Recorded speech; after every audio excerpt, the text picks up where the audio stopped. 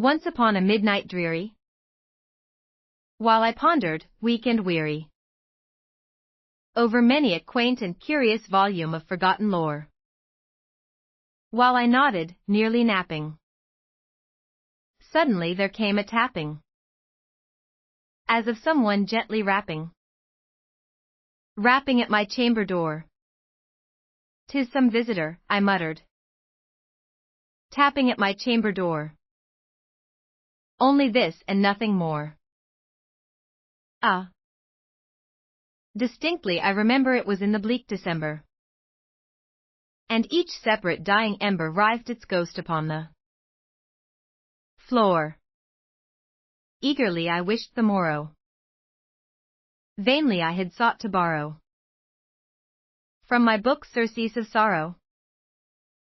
Sorrow for the lost Lenore, for the rare and radiant maiden whom the angels name Lenore, nameless here for evermore. And the silken sad uncertain rustling of each purple curtain thrilled me, filled me with fantastic terrors never felt before.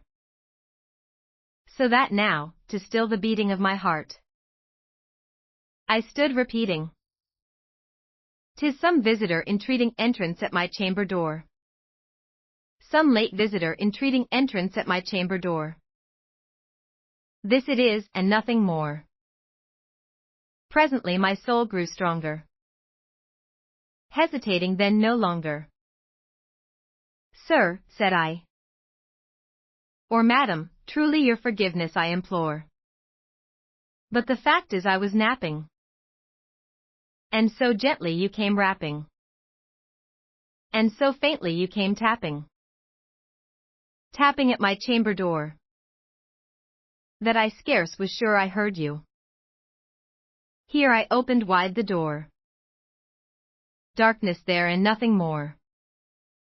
Deep into that darkness peering, long I stood there wondering, fearing, doubting, dreaming dreams no mortal ever dared to dream before.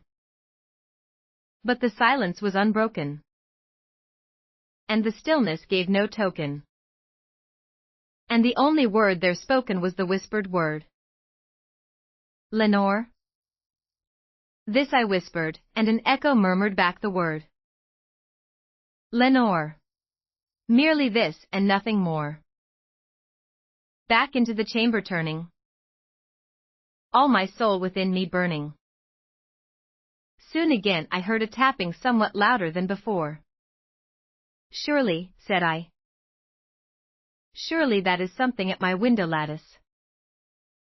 Let me see, then, what thereat is, and this mystery explore.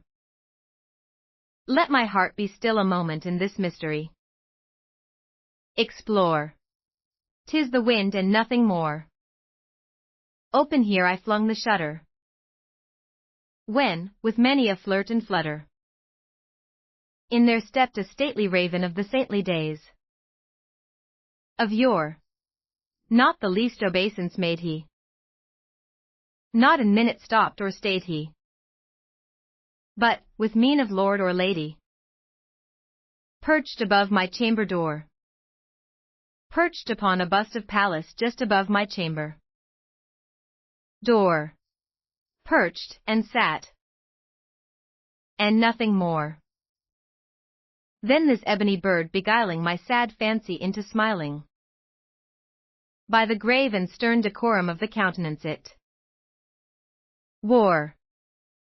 "Though thy crest be shorn and shaven, thou," I said, "art sure no craven, ghastly grim and ancient raven wandering from the nightly shore. Tell me what thy lordly name is on the night's Plutonian shore." Quoth the raven nevermore. Much I marveled this ungainly fowl to hear discourse so plainly, though its answer little meaning, little relevancy bore. For we cannot help agreeing that no sublunary being ever yet was blessed with seeing bird above his chamber door. bird or beast upon the sculptured bust above his chamber door, with such name as nevermore. But the raven, sitting lonely on the placid bust, spoke only that one word, as if his soul in that one word he did outpour. Nothing further than he uttered, not a feather than he fluttered, till I scarcely more than muttered, other friends have flown before, on the morrow he will leave me, as my hopes have flown before. Then the bird said nevermore, startled at the stillness broken by reply so aptly spoken. Doubtless, said I, what it utters is its only stock and store, caught from some unhappy master whom unmerciful disaster followed fast and followed faster till his song's one burden bore, till the dirges of his hope that melancholy burden bore of never, nevermore. But the raven still beguiling all my sad soul into smiling. Straight I wheeled a cushioned seat in front of bird and bust and door.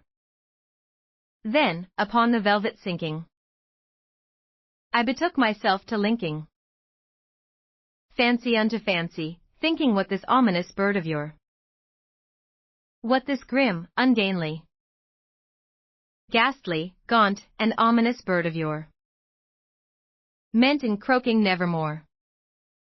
This I sat engaged in guessing, but no syllable expressing to the fowl whose fiery eyes now burned into my bosom's core. This and more I sat divining, with my head at ease reclining on the cushion's velvet lining that the lamplight gloated o'er, but whose velvet violet lining with the lamplight gloating o'er she shall press, ah, nevermore. Then, methought, the air grew denser, perfumed from an unseen censer, swung by seraphim whose footfalls tinkled on the tufted floor. Wretch, I cried, thy God hath lent thee, by these angels he hath sent thee respite, respite and nepenthe from thy memories of Lenore. Quaff, oh quaff this kind nepenthe, and forget this lost Lenore. Quoth the raven nevermore. Prophet, said I, thing of evil, prophet still, if bird or devil, whether tempter sent, or whether tempest tossed thee here ashore, desolate yet all undaunted, on this desert land enchanted, on this home by horror haunted. Tell me truly, I implore, is there balm in Gilead? Tell me, I implore. Quoth the raven nevermore. Prophet, said I, thing of evil, prophet still, if bird or devil, by that heaven that bends above us, by that God we both adore, tell this soul with sorrow laden if, within the distant Iden, it shall clasp a sainted maiden whom the angels name Lenore. Clasp a rare and radiant maiden, whom the angels name Lenore. Quoth the raven nevermore. Be that word our sign of parting, bird or fiend, I shrieked, upstarting. Get thee back into the tempest and the night's Plutonian shore. Leave no black plume as a token of that lie thy soul hath spoken. Leave my loneliness unbroken. Quit the bust above my door. Take thy beak from out my heart, and take thy form from off my door. Quoth the raven nevermore. And the raven, never flitting, still is sitting. Still is sitting on the pallid bust of Pallas just above my chamber door. And his eyes have all the seeming of a demon's. That is dreaming. And the lamplight o'er him streaming throws his shadow on the floor.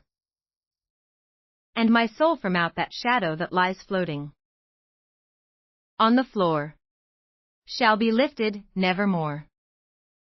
For more poems, visit YouAndWorld.life or subscribe on YouTube at YouAndWorld Life.